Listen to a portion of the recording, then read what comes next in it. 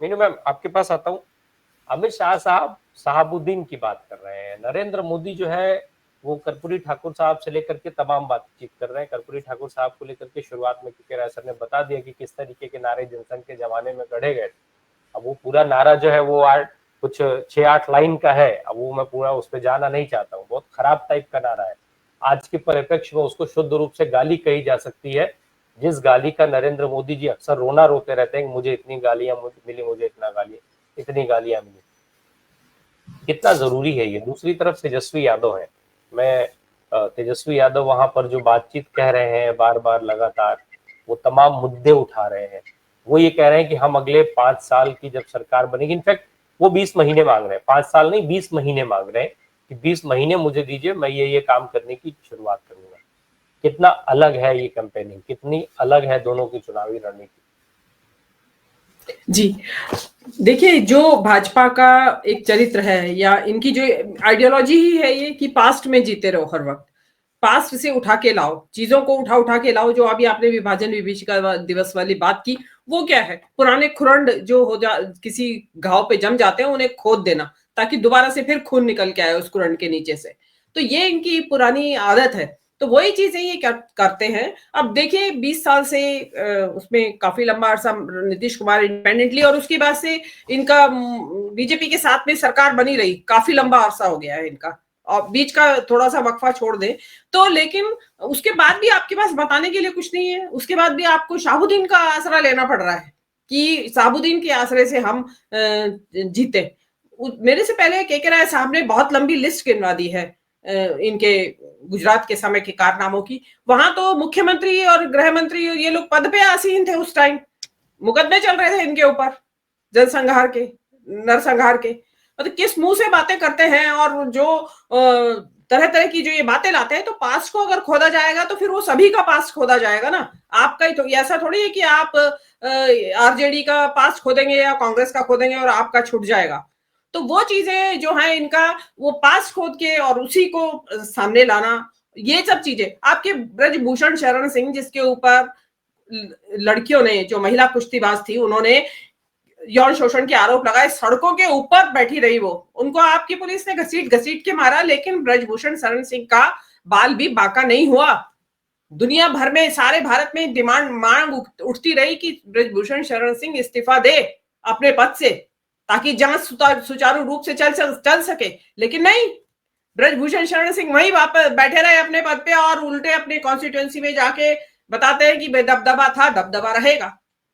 तो आप दूसरे को क्या कह रहे हैं, पहले अपने गिरबान में झांक के देखिए। अगर आप बिल्कुल पाक साफ शुद्ध हो अपराधियों को लेके या आरोपियों को लेके, तो आप दूसरे के बारे में इस तरीके की ये चीजें बता सकते हैं। अभी वो जो अभी आपने बताया सम्राट चौधरी के बारे में, प्रोफेसर साहब बता रहे थे कि 7 हत्याओं का दोषी, वो प्रशांत किशोर नहीं खोली है वो पोल कि वह नाबालिग बता के छुट गया खुद को। तो वो व्यक्ति आपका उप मुख्यमंत्री है, और हम तो ये मानेंगे कि आपके मुख्यमंत्री पद का दावेदार है वो, क्योंकि आज उप मुख्यमंत्री है तो कल मुख्यमंत्री बनेगा। तो आप दूसरों को सबक सिखाना, वो ये इनकी ये पुरानी आदत है। अब आपने पूछा कि दो अलग अलग पैटर्न है, तो जो आज बिहार की जो जनता है, उसको शहाबुद्दीन से डर नहीं है या उसके बेटे से डर नहीं है। आज उनको बेरोजगारी से डर है। उनको आज जो नौकरियां नहीं मिल रही हैं, जो गरीबी का आलम है, जो 5 किलो अनाज के ऊपर जनता जी रही है, उसका डर है कि ये कब तक चलेगा, कितने समय तक। किसी बार भगवान ना करे फसलें जो है, फसल जो है, बारिश जो है, मानसून जो फेल हो जाए इंडिया में, तो आप दे पाएंगे इसी तरीके से 5 किलो अनाज लगातार? तो उस 80 करोड़ की जनता का क्या होगा? तो आप क्यों नहीं ऐसे साधन पैदा करते कि वहां की लोगों को 5 किलो अनाज पे ना आश्रित रहना पड़े, खुद कमा के खाए जनता उस 5 किलो अनाज को, ताकि उनका आत्मा स्वाभिमान भी बना रहे। लेकिन वो आप नहीं करेंगे। आप भविष्य की जो फ्यूचरिस्टिक जो योजनाएं हैं वो नहीं लाएंगे। अब जो तेजस्वी यादव बात कर रहे हैं, उन्होंने जीविका दीदियों की बात कर ही दी है, वो एक बहुत बड़ी बात थी। तो वो उसके बाद भी वो बता रहे हैं कि भी हम कोशिश करेंगे कि किसी तरीके से यहाँ पे रोजगार पैदा किया जाए। जरूरी नहीं है कि कारखाने लगा के रोजगार पैदा किया जाए। बिहार में तो टूरिज्म का ही रोजगार बहुत बड़ा पैदा हो सकता है। ये थोड़ी है कि आपकी एक इसको ही आपने पैमाना मान लिया कि उद्योग धंधे ही लगाए जाए। हिमाचल में कौन से उद्योग धंधे लगे हुए हैं? उत्तराखंड में इकोनॉमी टूरिज्म पे ही चल रही है, कितनी भी चल रही है, चल तो रही है ना। डेवलप तो कुछ तो करिए आप उसको उसमें। लेकिन आपका क्या है कि आपको कुछ करना धरना नहीं है, आप तो चाहते ही यही है। जो अभी एक दिन मेरे ख्याल तेजस्वी यादव अपने भाषण में भी कह रहे थे कि भाई फैक्ट्री बिहार में लगेगी और मजदूर फैक्ट्री गुजरात में लगेगी, मजदूर बिहार से जाएगा।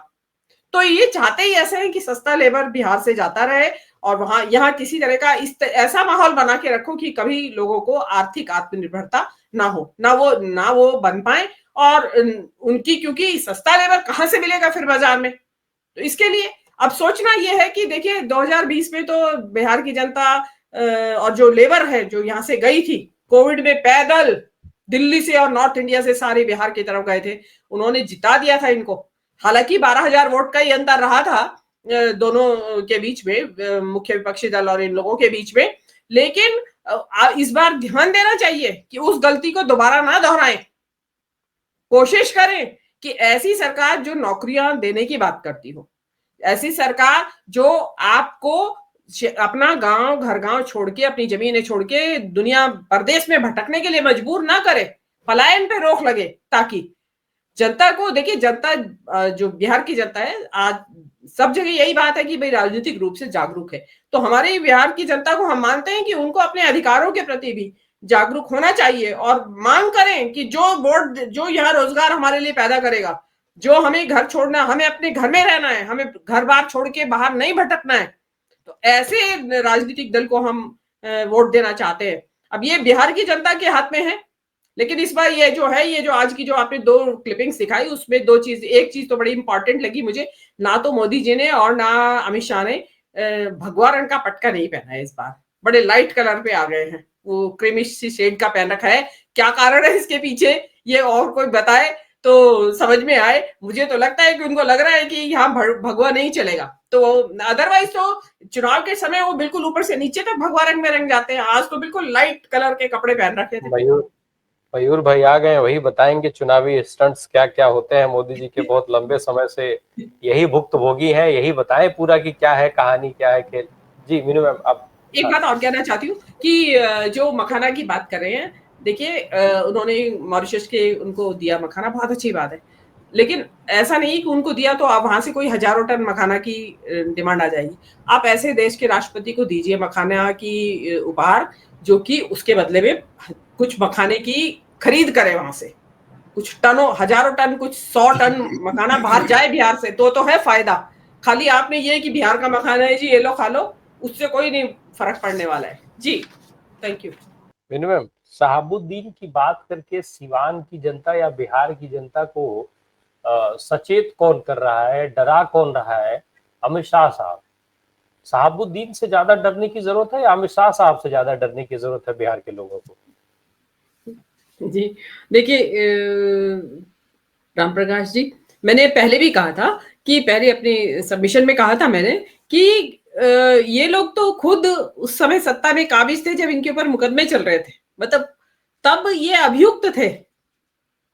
तो तब आप मतलब किस मुंह से बोलते हैं ये समझ में नहीं आता। उनको ये नहीं लगता कि कोई उलट के अगर ये सवाल हमारे मुंह पे वहीं कर दे या सामने से किसी सभा में तेजस्वी ही पूछ ले तो क्या जवाब होगा इनके पास।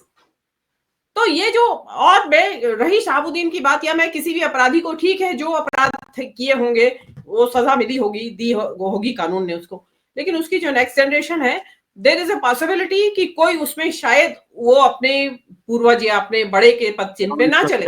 सुधार जी जी सुधार की गुंजाइश हर किसी इंसान के अंदर रहती है और मौका दिया जाना चाहिए। हर व्यक्ति को मौका दिया जाना चाहिए कि वो खुद को में कोई अपनी जो गलतियां हुई हैं उनको सुधारे।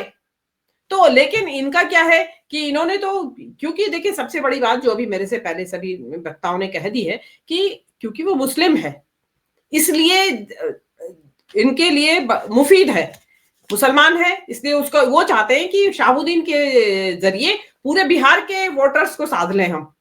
और जो इनका काम भी है, क्योंकि क्राइम कहीं भी होगा तो उसका सबसे पहले इनके यहाँ इन्वेस्टिगेशन की धुरी, वो सुई कहाँ जाती है, डायरेक्शन कहाँ जाता है कि मुसलमान तो नहीं है, और अगर मुसलमान होगा तो सबसे पहले नाम के साथ, और अगर नॉन मुस्लिम होगा अपराधी तो उसका नाम आपको पता भी नहीं चलेगा, इवन वो खबर भी दबा दी जाएगी। तो ये तो इनका इनका वो है, टेंडेंसी है, मतलब मुस्लिम नाम का होना किसी भी गलत काम में, या जिससे कि इनको कुछ फायदा मिल सकता हो वोटों को लेके, या ध्रुवीकरण को लेके इनको फायदा मिल सकता हो, तो ये उस बात को हाईलाइट करते हैं। लेकिन अपने गिरेबान में ये लोग नहीं झांकते। तो ये चीजें जो अब देखिए, अगेन वही वही वाली बात आती है, जो सारे केसेस बंद हो गए हैं, कभी सत्ता बदलेगी तो वो दोबारा खुलेंगे, तो तब दूध का दूध पानी का पानी हो जाएगा, तो तब पता चल जाएगा लोगों को कि कौन क्या था। लेकिन वो है कि ये तो राजनीति है, तो चल रहा है। बात अभी गुजरातियों की हो रही थी और आपने कहा था कि लोग मारने के लिए दौड़ेंगे आगे, या ऐसा होगा कि घृणा करने लगेंगे। इन्होंने बना दी है ऐसी स्थिति, मोदी और शाह ने। मैं बॉम्बे में बहुत लंबा वक्फा मैंने गुजारा है अपने जीवन का, और इतने सारे गुजराती फ्रेंड और आज भी हैं, और इतने इतने शानदार लोग हैं, मतलब आज भी हमारा राब्ता है उनके साथ। इतने शानदार लोग हैं कि जो ये जो करते हैं वो तो उनमें दूर दूर तक नहीं दिखाई देता उन लोगों के अंदर। तो अब क्या करें, सारे वो कहते हैं ना, एक मछली सारे तालाब को गंदा कर देती है, और होंगे, और भी हो सकता है कि मोदी शाह जैसे और भी हो गुजरात के लोग, पर हम ये नहीं कह सकते कि पूरी की पूरी जो 5-6 करोड़ गुजराती है वो सारे के सारे ही मोदी शाह है के जैसे हैं। मैं ऐसा मानने के लिए तैयार नहीं हूं जी।